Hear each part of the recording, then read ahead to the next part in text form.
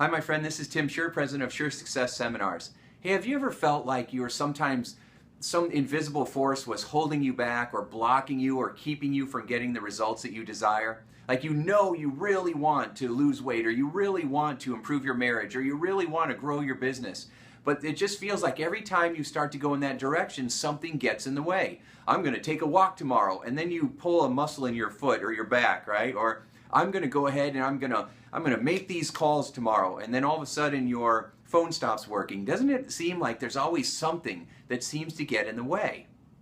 I've had people that will say, you know what, Tim, I really love your messages, and I'm working through your programs, or I'm reading your books, or whatever it might be, but it feels like there's something that keeps me stuck, something that takes a hold of me, and I know I shouldn't be procrastinating, and then I find myself doing that. I know I shouldn't be reaching for that cigarette, but that's what I find myself doing. I tell myself I'm not going to bark back at my spouse if they push my buttons, and then of course that's exactly what happens, and then I'm sitting there afterwards going, what happened? You know, I had the best intentions, and then they seem to go right out the window.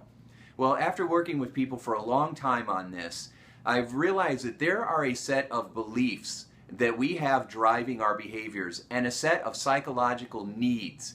Needs are kind of like feelings that we need to have satisfied to know that we're okay. So we're driven by these beliefs and these needs. So let's break it down real quick.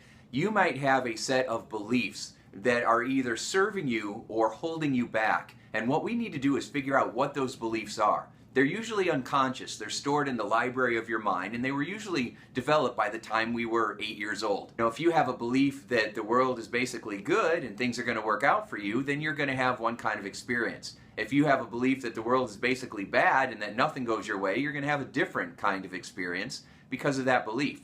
If you have a belief that you can't trust anybody, then you'll act in a mistrusting way, and you're going to notice other people being mistrusting because that's what you're zoomed in on, and then it's going to reinforce that belief you have. So I've had clients that realized that they were afraid of getting thinner because they were afraid of the changes that might cause in the relationships that they have. Or they might think that they're not worthy of it, right? Or they might have a belief that that they would have to give up all of the things that they love in order to be healthy, which is baloney. That's ridiculous. But if you have that belief, then after a while, you're not going to want to do that because of those needs. And that's the second part of it. We've got these needs. So these needs are like emotions that we need satisfied. So Abraham Maslow put together this hierarchy of needs. You might have seen it one time and another. You know, it was like a triangle, and it started with your basic needs for food and shelter, and it worked all the way up to the top where you have self-actualization, which is enlightenment, which is mindfulness, which is just really understanding who you are and what's going on in the present moment and being at peace with it all. Okay? So, but it seemed a little complicated. So Tony Robbins came around and just turned it into 6 human needs.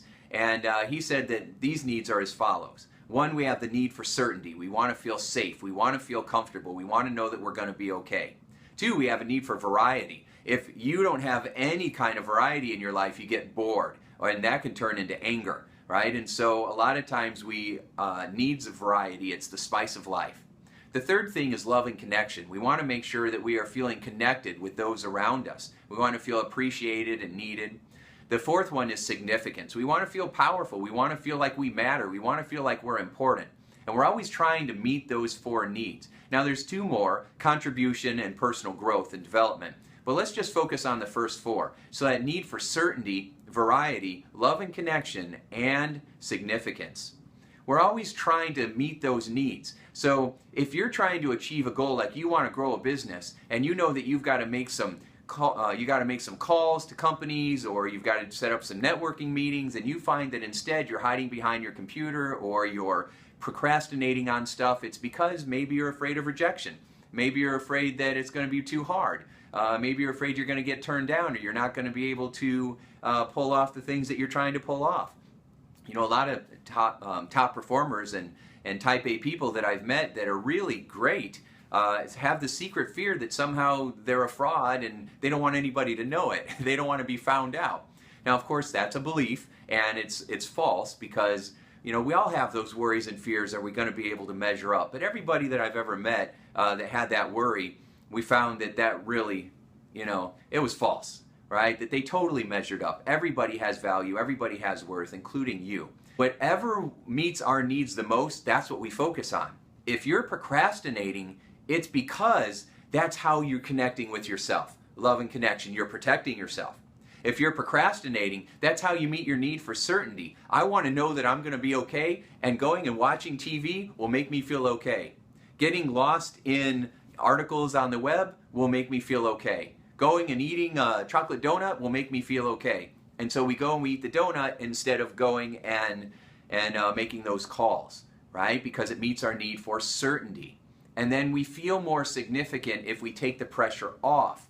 Now we might feel like, oh, why didn't you do this? But our need to know that we're okay will win the day, right? And so think of it this way. Everything you do, you're doing it for a reason. There's either beliefs that you have that are steering you in a certain way, or what you're doing is meeting your needs. Maybe not in the way that you wanted to, and that's why we have to create the shift. I want to help you get your shift together, okay?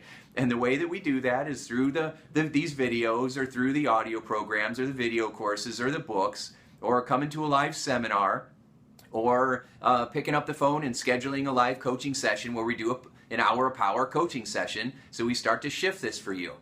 If you don't get some help with doing this or use other resources and you just do what you already know, then it's probably not going to get you where you want to be. It's very difficult to shift on our own. We need each other. I've always had coaches in my life. I have coaches in my life right now, and I highly believe in it, because you don't want to waste years trying to figure this out when you can get results right away. I'm here for you. If you have any questions, leave some comments below, and I hope that today and every day of your life is a sure success. Thanks so much.